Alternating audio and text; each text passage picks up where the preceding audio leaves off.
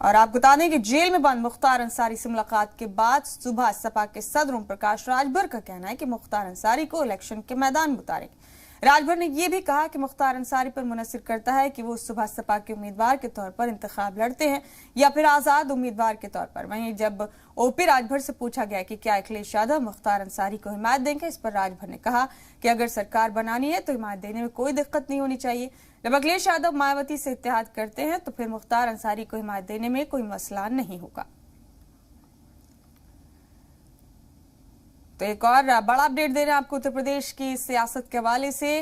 आपको बता दें कि जेल में बंद मुख्तार अंसारी से मुलाकात के बाद सुबह सपा के सदर ओम प्रकाश राजभर ने कहा कि वो मुख्तार अंसारी को इलेक्शन के मैदान में उतारेंगे। राजभर ने यह भी कहा कि मुख्तार अंसारी पर यह मुनसिर करता है कि वो सुबह सपा के उम्मीदवार के तौर पर इंतखाब लड़ते हैं या फिर आजाद उम्मीदवार के तौर पर।